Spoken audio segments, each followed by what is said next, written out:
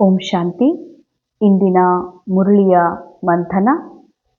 ಬಾಬಾ ಹೇಳಿದ್ದು, ಕರ್ಮ ಬಂಧನದಿಂದ ನ್ಯಾರ ಆಗಬೇಕು ಅಂದ್ರ ತನ್ನನ್ನು ಅವತರಿತ ಆತ್ಮ ಅಂತ ತಿಳ್ಕೊಡ್ರಿ ಅಂತ. ಕರ್ಮ ಬಂಧನ ಅಂದರೆ ಏನು ಅಂತ, ಯಾವುದು ನನ್ನ ಹಣೆ ಬರಹ, ಎಷ್ಟು ತ್ರಾಸ, ಎಷ್ಟು ದಿನ ಮಾಡಬೇಕು, ಏನು ಮಾಡಿ ನದ, ಈ ಥರ ರೋಗ ಯಾಕದ, ಚಿಂತೆ ಯಾಕದೆ, ಅಥವಾ ಇದಿಷ್ಟೆಲ್ಲ ತ್ರಾಸ ನನಗೆ ಯಾಕಿದೆ, ಅದಕ್ಕೇನು ಮಾಡಲಿ, ಹೇಗೆ ಮಾಡಲಿ, ಏನಪ್ಪ ಸಂಸಾರ, ಇದೆಲ್ಲ ಕೊರಗು, ಕಲಿಯುಗಿ ವಿಚಾರ, ಕಲಿಯುಗಿ ನೋವು ಏನಿದೆ, ಇದು ಕರ್ಮ ಬಂಧನ. ಎಲ್ಲಿ ದುಃಖ ಇದೆ, ಚಿಂತಿದೆ, ಅಶಾಂತಿ ಇದೆ, ಒತ್ತಡಿದೆ, ಏನಪ್ಪ ಮಾಡಲಿ ಅನ್ನುವಂತಹ ಭವಿಷ್ಯದ ಬಗ್ಗೆ ಚಿಂತೆ ಇದೆ ಅಂತಂದರೆ ಇದೆಲ್ಲ ಕರ್ಮ ಬಂಧನ. ಬಾಬಾ ಹೇಳ್ತಾರೆ, ಈ ಕರ್ಮ ಬಂಧನದಿಂದ ಮುಕ್ತ ಆಗಬೇಕು ಅಂದರೆ, ನ್ಯಾರ ಆಗಬೇಕು ಅಂತಂದರೆ ಒಂದು ಉಪಾಯ, ತಮಗೆ ತಾವು ಅವತರಿತ ಆತ್ಮ ಅಂತ ತಿಳ್ಕೊಳ್ರಿ. ಅವತರಿತ ಅಂತ ತಿಳ್ಕೊಂಡು ನೀವು ಕರ್ಮ ಮಾಡಿದ್ರಿ ಅಂದರೆ ಅವಶ್ಯ ಕರ್ಮದಿಂದ ನ್ಯಾರ ಆಗ್ತೀರಿ. ಆದರೆ ಬಾಬಾ ವಿಶೇಷವಾಗಿ ಇವತ್ತು ಗಮನ ಕೊಡಿಸಿದ್ದೇನು ಅಂತಂದರೆ, ಕರ್ಮ ನ್ಯಾರ ಆಗಿ ಭಲೆ ಮಾಡ್ರಿ, ಆದರೆ ಮಾಡಿದ ಮೇಲೆ ಕರ್ತಾಪನದ ಭಾನದಿಂದ ನ್ಯಾರ ಆಗ್ರಿ ಅಂತಾರೆ ಬಾಬಾ. ಕರ್ತಾಪನದ ಭಾನದಿಂದ ನ್ಯಾರ ಅರ್ಥಾತ್ ನಾ ಕರ್ಮ ಮಾಡಿದೆ, ನಾನು ಈ ಕೆಲಸ ಮಾಡಿದೆ, ಅಥವಾ ನಾನು ಈ ಕೆಲಸ ನಾನೇ ಮಾಡಿದ್ದು, ಅಥವಾ ನಾನು ಮಾಡಬೇಕು ಅಂತೇನು ಅನ್ಕೋತಿರಲ್ಲ, ಇದು ಕರ್ತಾಪನದ ಭಾನ. ಕರ್ತಾಪನದ ಭಾನ ಅಂದರೆ ಏನು? ಆತ್ಮ ಅಕರ್ತ ಇದೆ, ಆ ಅಕರ್ತ ಆತ್ಮ ನಾನು. ಪರಂಧಾಮದಲ್ಲಿ ಯಾವುದೇ ಕರ್ಮ ಇಲ್ಲ, ನಾ ಆತ್ಮ ವಿಚಾರ ಮುಕ್ತ, ಭಾವನಾ ಮುಕ್ತ, ಕರ್ಮ ಮುಕ್ತ, ನನ್ನ ಮೂಲ ಶಾಂತ ಸ್ಥಿತಿಯಲ್ಲಿ ಇರ್ತೀನಿ. ಇನ್ನು ಇಲ್ಲಿಗೆ ಬರೋದೇ ಎದಕ್ಕಾಗಿ ಅಂತಂದರೆ, ನನಗೆ ನನ್ನ ಅನುಭವ, ನನ್ನೊಳಗೆ ಇರುವ ಶಕ್ತಿಯ, ನನ್ನೊಳಗೆ ಇರುವ ಗುಣಗಳ ಅನುಭವವನ್ನು, ನನ್ನಲ್ಲಿರುವ ಶಾಂತಿ ಅನುಭವವನ್ನು ಫೀಲ್ ಮಾಡೋದಕ್ಕಾಗಿ ಈ ಸೃಷ್ಟಿ ನಾಟಕದಲ್ಲಿ ಬರ್ತೀನಿ.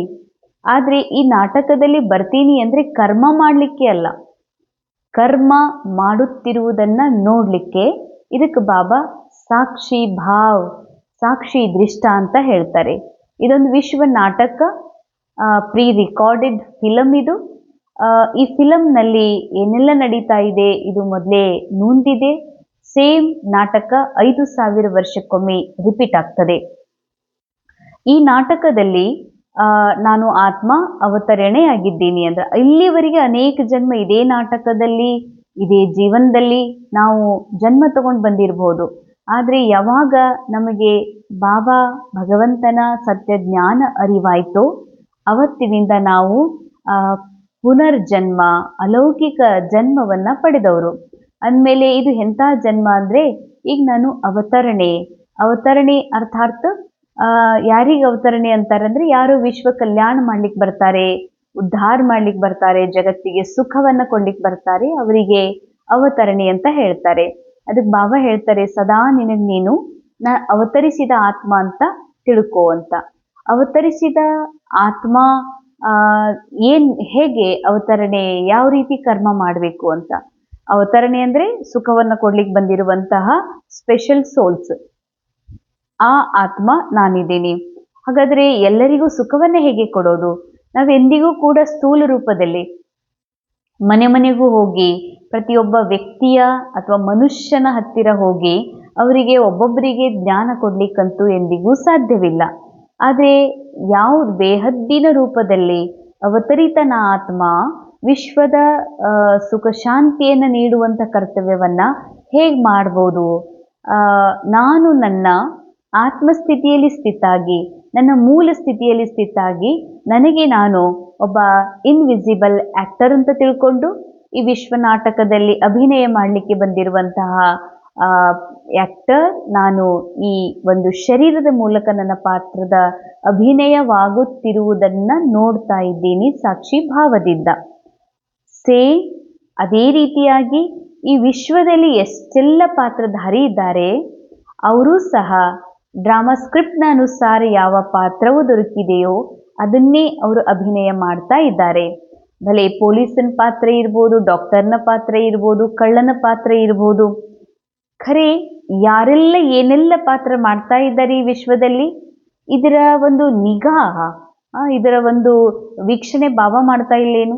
ಬಾಬಾ ಗೊತ್ತಿಲ್ಲೇನು ಎಲ್ಲಿ ಕಳತ ನಡೀತಾ ಇದೆ, ಎಲ್ಲಿ ಸೇಫ್ಟಿಯ ಒಂದು ಟೂಲ್ಸ್ ಅನ್ನ ಯೂಸ್ ಮಾಡಬೇಕು, ಎಲ್ಲಿ ದುಃಖ ಹೆಚ್ಚಿದೆ, ಎಲ್ಲವೂ ಗೊತ್ತಿದೆ.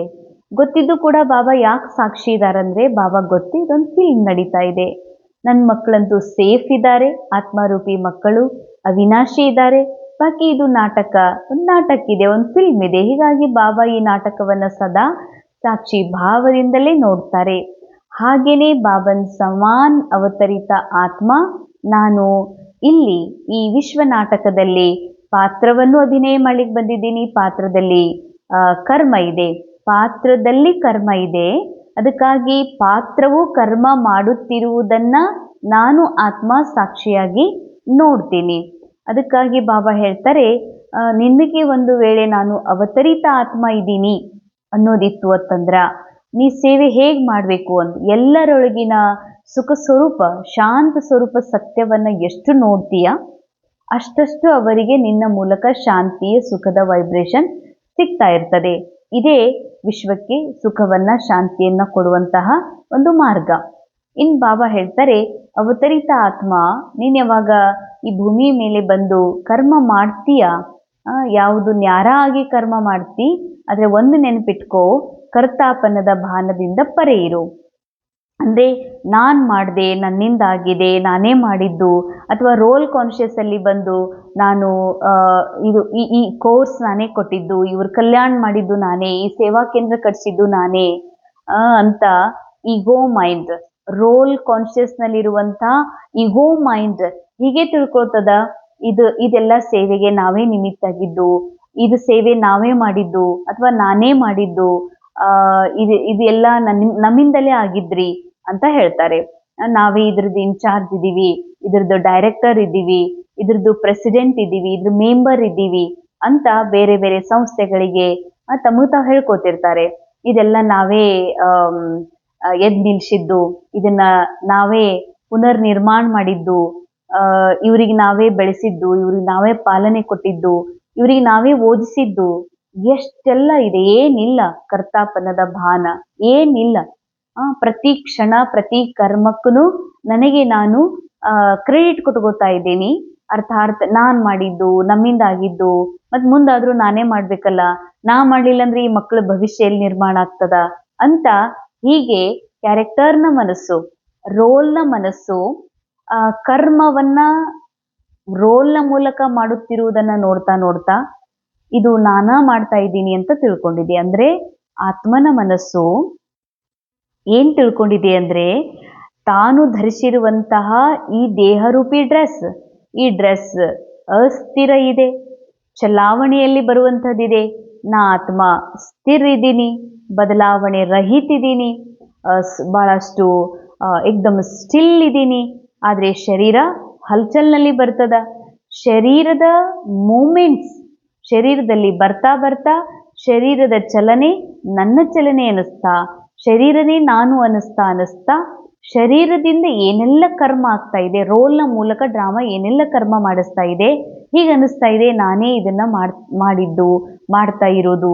ಅದಕ್ಕೆ ಕರ್ಮದ ಫಲ ಇದೆಯಲ್ಲ, ಒಳ್ಳೇದು ಇದೆ ಕೆಟ್ಟದ್ದು ಇದೆ. ಕರ್ಮ ಒಳ್ಳೇದು ಇದೆ ಕೆಟ್ಟದ್ದು ಇದೆ, ಕರ್ಮದ ಫಲನೂ ಒಳ್ಳೇದಿದೆ ಕೆಟ್ಟದ್ದಿದೆ. ಯಾವಾಗ ಈ ಕರ್ಮ ನಾನೇ ಮಾಡಿದ್ದು, ಈ ಸಂಸಾರ ನಾನೇ, ಈ ಮನೆ ನಾನೇ ಕಟ್ಸೀನು ಅಂತ ಹೇಳ್ತೀವಿ. ಸೊ ಮನೆ ಕಟ್ಸೀನಿ, ಅದಕ್ಕಾಗಿ ಹೆಮ್ಮೆಯಿಂದ ಎಲ್ಲರ ಮುಂದೆ ಹೇಳ್ಕೊತೀವಿ.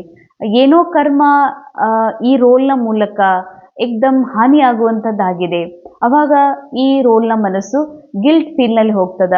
ಅರೆ ಭಗವಂತ, ನನ್ನಿಂದ ಎಂಥ ಕರ್ಮ ಆಯಿತು, ಏನಿದು, ನಾವೇನು ಮಾಡಿದ್ದೆಲ್ಲ ಹಾನಿ ಆಗ್ತದ, ನಾವೇನು ಮಾಡ್ತೀವಿ ಅದೆಲ್ಲ ಬರೀ ನುಕ್ಸಾನ ಆಗ್ತದ, ಕೆಟ್ಟೇ ಹೋಗ್ತದ, ಹಾಳೆ ಆಗ್ತದ, ನಾವೇನು ಮಾಡ್ತೀವಿ ಅದು ಯಾವುದೂ ಸಕ್ಸಸ್ಸೇ ಆಗೋದಿಲ್ಲಪ್ಪ ಅಂತ ಜಿಗುಪ್ಸೆ ಒಳಗೋ ಅಥವಾ ಬಹಳಷ್ಟು ಗಿಲ್ಟ್ ಫೀಲ್ನೊಳಗೋ ಹೋಗ್ತಾರೆ. ಇದು ಕೂಡ ಏನು ಕರ್ಮ ಬಂಧನ್. ಹಾಗೆ ನೋಡಿದ್ರೆ ನಾ ಆತ್ಮ ಕರ್ಮಾತೀತಿದ್ದೀನಿ, ನಾ ಆತ್ಮ ಸದಾ ಕರ್ಮದಿಂದ ಪರೆ ಇದ್ದೀನಿ. ಇಷ್ಟೆಲ್ಲ ಗೊತ್ತಿದ್ದು ಕೂಡ ಕರ್ಮ ಬಂಧನದಲ್ಲಿ ಸಿಕ್ಕಾಕೊಳ್ಳಿಕ್ಕೆ ಕಾರಣ ಅಂತಂದ್ರೆ ಕರ್ತಾಪನ್ನದ ಭಾವನ. ನಾನೇ ಮಾಡ್ತೀನಿ ಅನ್ನಿಸ್ತದ, ರೋಲ್ ಮಾಡ್ತದ. ಡ್ರಾಮಾ ಅನುಸಾರ ಸ್ಕ್ರಿಪ್ಟೆಡ್ ಡ್ರಾಮಾ ರೋಲ್, ಈ ರೋಲ್ನ ಮೂಲಕ ಏನೆಲ್ಲ ನಡಿಬೇಕು, ಮಾತಾಡಬೇಕು, ಆಗಬೇಕು, ಕರ್ಮ ಮುಗಿಬೇಕು, ಅದೆಲ್ಲ ಡ್ರಾಮಾದಲ್ಲಿ ಮೊದಲೇ ನೂಂದಿದೆ. ಆ ಕರ್ಮ ಆಗಿಯೇ ಆಗ್ತದೆ. ಹೀಗೆ ಅನ್ಸೋದು. ನಾವು ಭಾಳ ಸಹನ್ ಮಾಡ್ಕೊಂಡು ಇದನ್ನ ಈ ಕಾರ್ಯ ಮಾಡಿದ್ದೀವಿ, ನಾವು ಇದ್ರ ಸಲುವಾಗಿ ಬಹಳ ವಿರೋಧ ಹಾಕೊಂಡಿದ್ದೀವಿ, ಇದ್ರ ಸಲುವಾಗಿ ನಾನು ಬಹಳಷ್ಟು ಸವದೀನಿ ಅಂತ ಕರ್ತಾಪನ್ನದ ಭಾನದಲ್ಲಿ ಮನುಷ್ಯ ಬಹಳಷ್ಟು ದುಃಖಿಯಾಗಿ ಆ ಬಂಧನದೊಳಗ ಬಂಧಿತಾಗಿದ್ದಾರೆ. ಬಾಬಾ ಹೇಳ್ತಾರೆ, ಈ ಸತ್ಯ ಜ್ಞಾನವನ್ನ ಅರಿತ ಮೇಲೂ ಕೂಡ ಅನೇಕ ಕುಮಾರ್ ಸಹೋದರಿಯರು ಕೂಡ ಹೀಗೆ ಅನುಭವ ಮಾಡ್ತಾರೆ. ಇದು ನಾನೇ ಮಾಡಿದ್ದು, ಈ ಸೇವೆಗೆ ನಾವೇ ನಿಮಿತ್ತ, ಇದೆಲ್ಲ ನಾವೇ ಕಟ್ಸಿದ್ದು, ಈ ಸೇವೆ ನಾವೇ ಮಾಡಿದ್ದು, ಇವರಿಗೆ ನಾವೇ ಕೋರ್ಸ್ ಕೊಟ್ಟಿದ್ದು ಅಂತ. ಈ ಕರ್ತಾಪನ್ನದ ಭಾನ ಇತ್ತು ಅಂತಂದ್ರೆ ಕರ್ಮದ ಬಂಧನ ನನಗೆ ಬಿಡ್ಲಿಕ್ಕೆ ಸಾಧ್ಯ ಇಲ್ಲ, ಒಳ್ಳೇದಿರ್ಲಿ ಕೆಟ್ಟದಿರ್ಲಿ. ಒಳ್ಳೆ ಕರ್ಮ ಇದೆ ಅಂತ ತಿಳ್ಕೊಂಡ್ರೆ ಸೇವಾ ಕೇಂದ್ರ ನಿರ್ಮಾಣ ಆಗಿದೆ, ಇದು ಬಹಳ ಉತ್ತಮ ಕಾರ್ಯ. ಆದ್ರೆ ನಾ ಸೇವಾ ಕೇಂದ್ರ ಕಟ್ಟೀನಿ ಅನ್ನುವ ಅಹಂ ಒಳಗ ನನ್ನಿಂದಲೂ ದೂರ ಆಗ್ತೀನಿ, ಆತ್ಮದ ಸತ್ಯದಿಂದ ನಾ ಬಾಬನಿಂದಲೂ ದೂರ ಆಗ್ತೀನಿ. ನಾನು ಬಹಳಷ್ಟು ಲೋಕ ಕಲ್ಯಾಣ ಮಾಡೀನಿ ಅಂತ ಬಾಬಾ ಹೇಳ್ತಾರೆ, ನೀ ಲೋಕ ಕಲ್ಯಾಣ ಎಲ್ಲ ರೋಲ್ನ ಮೂಲಕ ಡ್ರಾಮಾ ಮಾಡಿಸಿದೆ, ಹೀಗಾಗಿ ನೀ ರೋಲಿಂದ ಪರೆಯಾಗಿರುವಂತ ನಿರಾಕಾರ ಸತ್ಯ ಆತ್ಮ ಇದಿ. ಅಂದ ಮೇಲೆ ನೀನ್ ಹೇಗೆ ಕರ್ಮ ಮಾಡ್ಲಿಕ್ಕೆ ಸಾಧ್ಯ ಇದೆ? ಬಾಬಾ ಹೇಳ್ತಾರೆ, ಕರ್ಮ ಬಂಧನದಿಂದ ನ್ಯಾರ ಆಗ್ಬೇಕು ಅಂತಂದ್ರೆ ಕರ್ತಾಪನ್ನದ ಭಾನದಿಂದ ನೀ ಮುಕ್ತಾಗು. ಮತ್ತೆ ನಾ ಮಾಡ್ದೆ, ನನ್ನಿಂದ ಆಗಿದೆ ಅನ್ನೋ ಸಂಕಲ್ಪ ಅಕಸ್ಮಾತ್ ಮೈಂಡ್ ಒಳಗೆ ನಡೀತಾ ಇದೆ ಅಂತಂದ್ರ ಮನಸ್ಸು ಸಹಿತ ಸಂಕಲ್ಪ ಸಹಿತ ಬಾಬಾಗ ಅರ್ಪಣೆ ಮಾಡಿಬಿಡು. ಬಾಬಾ, ನಿಮ್ಮ ರೋಲ್, ನೀವು ಕೊಟ್ಟಿರುವಂತ ರೋಲ್, ನೀವು ರಚಿಸಿರುವಂತಹ ಡ್ರಾಮಾ, ಆ ಡ್ರಾಮಾದೊಳಗಿನ ಈ ರೋಲ್ ಮೂಲಕ ಏನೆಲ್ಲ ಕರ್ಮ ಆಗಿದೆ ಅದು ಡ್ರಾಮಾದ ಮೂಲಕ ಕರ್ಮ ಆಗಿದೆ ಬಾಬಾ, ಇದು ತಮಗೆ ಅರ್ಪಣೆ ಅಂತ. ಒಳ್ಳೇದಿರ್ಲಿ ಕೆಟ್ಟದ್ದಿರ್ಲಿ, ಒಳ್ಳೇದು ದೇವಾನದೊಳಗ ಅಹಂಕಾರದಲ್ಲಿ ಮುಳುಗಿಸ್ತದ, ಕೆಟ್ಟ ಕರ್ಮ ನಮಗೆ ಗಿಲ್ಟ್ ಫೀಲ್ ಮಾಡಿಸ್ತದ. ಬಾಬಾ ರೋಲೇ ನೀ ಅಲ್ಲಂದ್ಮೇಲೆ ರೋಲ್ನಲ್ಲಿ ನಡೆಯುವ ಕರ್ಮದ ಬಂಧನದಲ್ಲಿ ನೀ ಹೆಂಗ್ ಸಿಕ್ಕಾಕೊಳ್ತಿ? ಯಾಕಂದ್ರೆ ನೀ ಸೋಲ್, ಕರ್ತಾಪನ್ನದ ಭಾನದಿಂದ ಪರೆ ಅಕರ್ತ ಆತ್ಮ, ಅವಿನಾಶಿ ಆತ್ಮ ಮತ್ತು ಯಾವುದು ಫೀಲಿಂಗ್ ಲೆಸ್ ಮತ್ತು ಥಾಟ್ ಲೆಸ್ ಆಗಿರುವಂತಹ ಅತಿ ಶುದ್ಧ ಆತ್ಮ ನೀನು.